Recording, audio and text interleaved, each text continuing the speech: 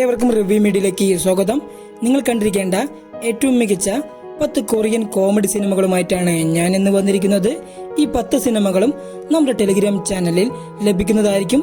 നമ്മുടെ Telegram channel link description ബോക്സിൽ നൽകിയിട്ടുണ്ട്. അപ്പോൾ നമുക്ക് വീഡിയോയിലോട്ട് കിടക്കാം. സീക്രട്ട്ലി ഗ്രേറ്റ്ലി 2013 പുറത്തിറങ്ങിയ ആക്ഷൻ കോമഡി ചിത്രമാണ് സീക്രട്ട്ലി ഗ്രേറ്റ്ലി എന്ന് പറയുന്ന ഈ ഒരു cinema. North Korean spy agent ഓഫീസറായ കഥാനായകൻ നോർത്ത് കൊറിയയിൽ നിന്നും സൗത്ത് കൊറിയയിലെ സിയോളിലേക്ക് ഒരു മിഷന്റെ ഭാഗമായി പോകുന്നതും അവിടെ മറ്റൊരു പേരിൽ അറിയപ്പെടുന്ന കഥാനായകൻ 2 വർഷമായി തന്റെ മിഷൻ കിട്ടാനായി കാത്തിരിക്കുകയാണ്. നായകനെ പോലെ മറ്റ് നോർത്ത് കൊറിയൻ സ്പൈ ഓഫീസർമാരും അവിടെയുണ്ട്. നായകന് ആ ഒരു നഗരത്തിൽ കാണിക്കുന്ന രസകരമായ കാര്യങ്ങളും കുറച്ച് ഇമോഷണൽ കലർന്ന കോമഡിയിലൂടെയാണ് ഈ ഒരു സിനിമയുടെ കഥ സഞ്ചരിച്ചു പോകുന്നത്. നമ്മളെ ബോറടിപ്പിക്കാത്ത ലെവലിൽ കുറച്ച് കോമഡിയും കുറച്ച് ആക്ഷൻ സീക്വൻസുകളും ഇമോഷണലും എല്ലാം കലർന്നാണ് ഈ ഒരു സിനിമയുടെ കഥ സഞ്ചരിച്ചു പോകുന്നത്. നിങ്ങളെ നിരാശപ്പെടുത്താത്ത ഒരു കൊറിയൻ കോമഡി സിനിമയാണിത്. കാണാത്തവരുണ്ടെങ്കിൽ തീർച്ചയായും ഒന്ന് കാണാൻ ശ്രമിക്കുക. ലക്കി 2016 പുറത്തിറങ്ങിയ ചിത്രമാണ് ലക്കി എന്ന് പറയുന്ന ഈ ഒരു സിനിമ. പ്രൊഫഷണൽ സീരിയൽ കില്ലർ ആയിട്ടുള്ള വോക്ക് ഒരു കൊലപാതകം ചെയ്ത ശേഷം കുളിക്കാനായി പബ്ലിക് ബാത്റൂമിലേക്ക് പോകുന്നതും അതേസമയം ജീവിതം മടുത്ത ഒരു ചെറുപ്പക്കാരൻ മരിക്കുന്നതിന് മുമ്പ് ഒന്ന് കുളിച്ച് ഫ്രഷ് ആവാമെന്ന് കരുതി അതേ പബ്ലിക് ബാത്റൂമിലേക്ക് പോകുന്നു. ആ ഒരു സമയത്താണ് കാലുവഴുതി തലയിടിച്ച് വീണ സീരിയൽ കില്ലർ വോക്കിന്റെ ഓർമ്മകൾ നഷ്ടപ്പെടുന്നതും ഈ ഒരു അവസരം മുതലെടുത്ത് ആ ഒരു ചെറുപ്പക്കാരൻ സീരിയൽ കില്ലറിന്റെ ഐഡന്റിറ്റിയിൽ ജീവിക്കാൻ തുടങ്ങുന്നു. അതേസമയം അവിടെ ഓർമ്മകൾ നഷ്ടപ്പെട്ട സീരിയൽ കില്ലർ വോക്ക് ആ ഒരു ചെറുപ്പക്കാരന്റെ സാധാരണ ജീവിതം തുടരുന്നു. ശേഷം നടക്കുന്ന രസകരമായ സംഭവ വികാസങ്ങളിലൂടെയാണ് ഈ ഒരു സിനിമയുടെ കഥ സഞ്ചരിച്ചു പോകുന്നത്. ഒട്ടും ബോറടിപ്പിക്കാതെ കടന്നു പോകുന്ന ഈ ഒരു സിനിമ കൊറിയൻ കോമഡി സിനിമയെല്ലാം ഇഷ്ടമുള്ളവർ തീർച്ചയായും കണ്ടിരിക്കേണ്ട ഒരു സിനിമയാണിത്. കാണാത്തവർ കാണാൻ ശ്രമിക്കുക.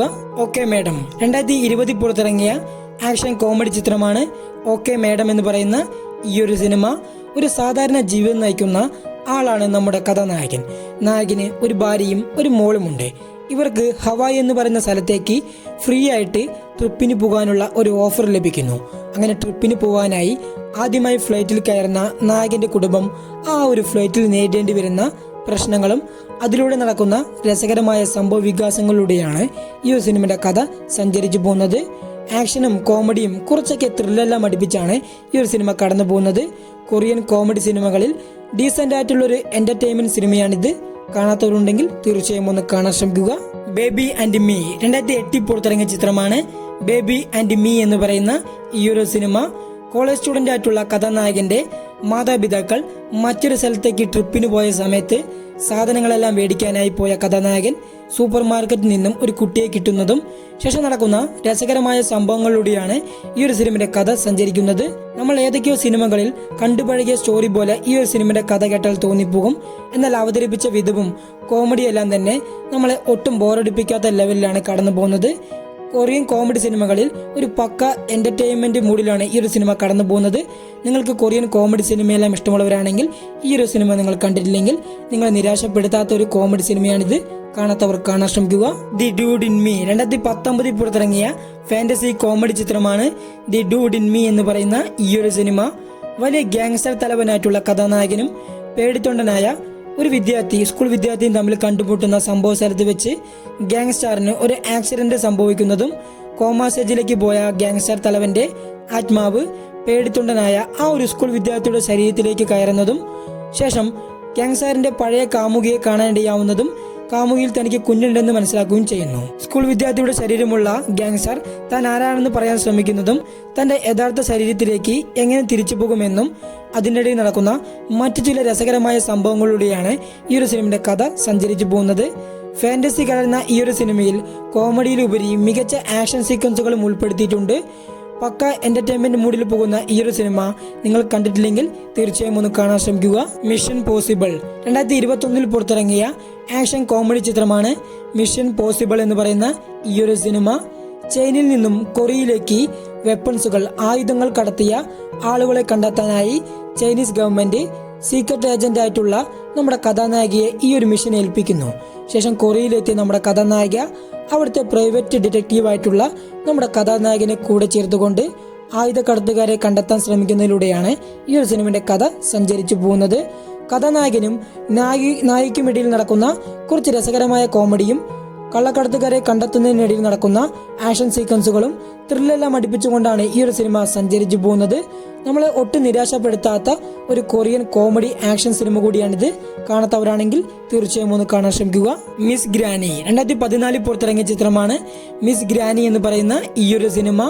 74 വയസ്സുള്ള കഥാനായികയും മരുമോളും തമ്മിൽ ഉണ്ടാവുന്ന ചെറിയ പ്രശ്നം കാരണം മാനസികമായി വിഷമിക്കുന്ന കഥാനായിക തന്റെ മകനിൽ നിന്നും വീട്ടിൽ നിന്നും മാറി നിൽക്കാൻ ആഗ്രഹിക്കുന്ന ആ ഒരു സന്ദർഭത്തിലാണ് പുറത്തു വെച്ച് കാണുന്ന ഒരു സ്റ്റുഡിയോയിൽ കയറി അവസാനമായി തന്റെ ഒരു ഫോട്ടോ എടുക്കാൻ ആഗ്രഹിക്കുന്ന കഥാനായിക ഫോട്ടോ എടുത്ത് സ്റ്റുഡിയോയിൽ നിന്നും പുറത്തിറങ്ങിയ ശേഷം 74 വയസ്സുള്ള കഥാനായിക 20 വയസ്സുള്ള ഒരു പെൺകുട്ടിയായി മാറുന്നതും 74 വയസ്സുകാരിയുടെ മനസ്സും 20കാരിയുടെ ശരീരവും ഇങ്ങനെ ഒരു വരം കിട്ടിയ നമ്മുടെ കഥാനായിക്ക് ജീവിതത്തിൽ നേരിടേണ്ടി വരുന്ന രസകരമായ സംഭവങ്ങളിലൂടെയാണ് ഈ ഒരു സിനിമയുടെ കഥ സഞ്ചരിച്ചു പോകുന്നത്.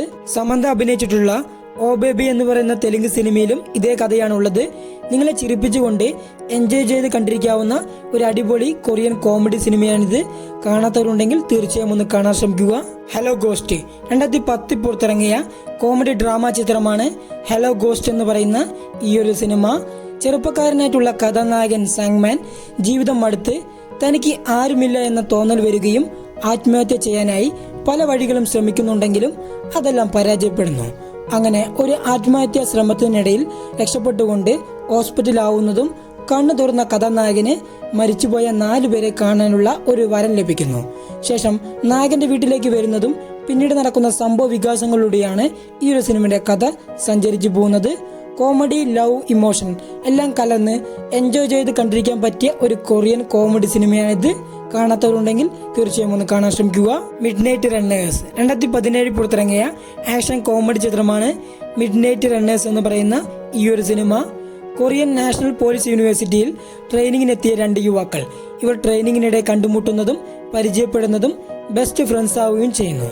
അങ്ങനെ ഒരു ദിവസം 2 പേർ ചേർന്നുകൊണ്ട് ആഘോഷിക്കാനായി പുറത്തു പോകുന്നതും പുറത്തു വെച്ച് ഇവരുടെ കൺമുമ്പിൽ വെച്ച് തന്നെ ഒരു പെൺകുട്ടിയെ തട്ടിക്കൊണ്ടുപോകുന്നു. തുടർന്ന് ആ ഒരു പെൺകുട്ടിയെ കണ്ടെത്താനായി ഈ 2 പേരും ചേർന്നുകൊണ്ട് നടത്തുന്ന ശ്രമങ്ങളാണ് ഈ ഒരു സിനിമയിൽ പറയുന്നത്. ഒരേ സമയം ആക്ഷൻ സീക്വൻസുകൾ കൊണ്ട് കോമഡികൾ കൊണ്ടും നമ്മളെ എന്റർടൈൻ ചെയ്യിപ്പിക്കാൻ ഈ ഒരു സിനിമയ്ക്ക് കഴിയുന്നുണ്ട്. നല്ലൊരു കൊറിയൻ കോമഡി സിനിമയും ഒരു ആക്ഷൻ സിനിമ കൂടിയാണ് ഈ ഒരു ചിത്രം. കാണാത്തവരുണ്ടെങ്കിൽ മിസ് ചെയ്യാതെ തന്നെ ഈ ഒരു സിനിമ കാണാൻ ശ്രമിക്കുക. എക്സ്ട്രീം ജോബ് 2019 പുറത്തിറങ്ങിയ കോമഡി ചിത്രമാണ് എക്സ്ട്രീം ജോബ് എന്ന് പറയുന്ന ഈ ഒരു സിനിമ. ഈ ഡ്രഗ് മാഫിയെ കുറിച്ചെല്ലാം അന്വേഷിക്കുന്ന 5 പോലീസ് ഉദ്യോഗസ്ഥരാണ് ഈ ഒരു സിനിമയിലെ പ്രധാന കഥാപാത്രം. ഇവർക്ക് ലഭിച്ച കേസുകളെല്ലാം തന്നെ അവസാനം വൻ തോൽവിയിലേ എത്തിയിട്ടുള്ളൂ. അതുകൊണ്ട് തന്നെ ഇവരുടെ ടീമിലെ ഒരാൾക്ക് പോലും പ്രൊമോഷൻ ലഭിക്കാതെ ആദ്യം ലഭിച്ച സ്ഥാനത്ത് തന്നെയാണ് ഇപ്പോഴും ഉള്ളത്. അങ്ങനെ നമ്മുടെ കഥാനായകന്റെ ടീമിന് ഒരു മയക്കുമരുന്ന് തലവനെ പിടിക്കാനുള്ള ഒരു ജോലി ലഭിക്കുന്നു. ഈ ടാർഗറ്റിലേക്ക് ഇറങ്ങിയ ഈ 5 പേർക്ക് നേരിടേണ്ടി വരുന്ന രസകരമായ കാര്യങ്ങളിലൂടെയാണ് ഈ ഒരു സിനിമയുടെ കഥ സഞ്ചരിച്ചു പോകുന്നത്. കൊറിയൻ കോമഡി സിനിമകളിൽ എനിക്ക് കുറച്ച് കൂടുതൽ ഇഷ്ടമുള്ള ഒരു സിനിമ കൂടിയാണിത്. തുടക്കം മുതൽ അവസാനം വരെയും നമ്മളെ ചിരിപ്പിക്കാൻ ഈ ഒരു സിനിമയ്ക്ക് കഴിയുന്നുണ്ട്. അത്രയ്ക്ക് എൻജോയ് ചെയ്ത് കണ്ടിരിക്കാൻ പറ്റിയ പക്ക എന്റർടൈൻമെന്റ് ചിത്രം കൂടിയാണിത്. കാണാത്തവരുണ്ടെങ്കിൽ ഇനിയും ഈ ഒരു സിനിമ കാണാത്തവരുണ്ടെങ്കിൽ ഒരിക്കലും മിസ് ചെയ്യാതെ കണ്ടിരിക്കേണ്ട ഒരു മസ്റ്റ് വാച്ച് കൊറിയൻ കോമഡി സിനിമയാണിത്. കാണാത്തവർ കാണാൻ ശ്രമിക്കുക. ഈ ഒരു 10 സിനിമകളും നിങ്ങൾക്ക് ഇഷ്ടപ്പെട്ടു എന്ന് വിചാരിക്കുന്നു. ഈ 10 സിനിമകളും നമ്മുടെ ടെലിഗ്രാം ചാനലിൽ ലഭിക്കുന്നതായിരിക്കും. ടെലിഗ്രാം ചാനൽ ലിങ്ക് ഞാൻ ഡിസ്ക്രിപ്ഷൻ ബോക്സിൽ നൽകിയിട്ടുണ്ട്. അപ്പോൾ ഈ ഒരു വീഡിയോ വൈൻഡപ്പ് ചെയ്യാൻ സമയമായി. നിങ്ങൾക്ക് വീഡിയോ ഇഷ്ടമായി എന്ന് വിചാരിക്കുന്നു. വീഡിയോ ഇഷ്ടമായാൽ ഒന്ന് ലൈക്ക് ചെയ്യുക. ചാനൽ ആദ്യമായിട്ടാണ് കാണുന്നെങ്കിൽ ചാനൽ ഒന്ന് സബ്സ്ക്രൈബ് ചെയ്യുക. തൊട്ടടുത്തൊരു ബെൽ ബട്ടൺ മറക്കാതെ എനേബിൾ ചെയ്ത് കൊടുക്കുക. അടുത്തൊരു നല്ലൊരു വീഡിയോയുമായി നമുക്ക് ഇനിയും കാണാം. നന്ദി.